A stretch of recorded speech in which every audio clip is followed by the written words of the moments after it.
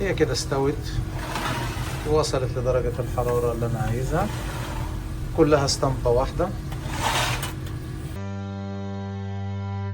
صباح الخير. النهارده هنعمل مع بعض الشوت فاشليمبا. الشوت فاشليمبا هي أكلة سورية معروفة قديمة، عبارة عن لحمة مفرومة. هنبتدي نخلطها بالستروبرود أو البقسماط، فهنشتغلها مع بعض واحدة واحدة.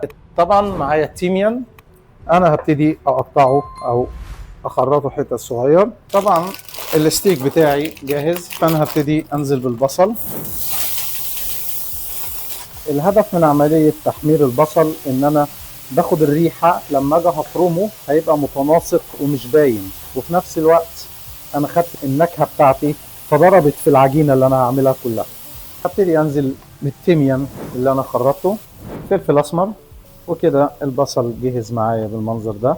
هبتدي انزل بيه في المكنة عشان انعمه. هبتدي انزل بالشوت ستوك بتاعي او مرقة اللحمة. هبتدي اشوف البصل معايا وصل لغاية فين، فبقى ناعم، بقى مجرد عجينة.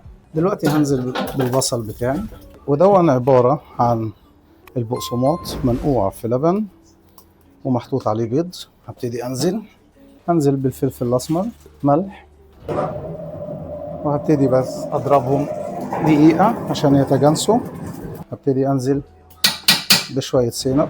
هبتدي أفتح للحمة وأنزل بيها لغاية ما أخلص الكمية كلها. هبتدي أضربها شوية بحيث ان هي تتجانس، وكده انا وصلت للمرحلة اللي انا عايزها. العجين كله تناسج مع بعضه. ودلوقتي انا خدت العينة بتاعتي على اساس ان انا اختبرها واشوف التناسق بتاعها او الانسجام بتاعها، وابتدي اشوف الطعم المبدئي ليه. هنيجي للمرحلة اللي بعد كده، وهي ازاي نركب الليمبا. ببتدي اجيب البليك او الفورم اللي معايا، بديله سبراي فيت، ومعايا ميه سخنه.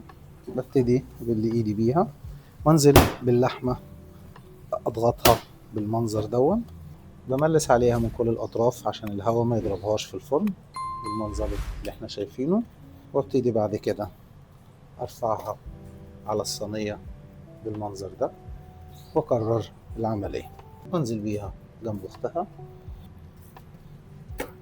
واديها سبراي فيت من فوق، وبعد كده ابتدي اجهزها للفرن. انا ظابط الفرن بتاعي على درجة حرارة 160، مديله 8 ستيم، وهحطه لمدة 30 دقيقة. هي كده استوت ووصلت لدرجة الحرارة اللي انا عايزها، كلها استنطة واحدة.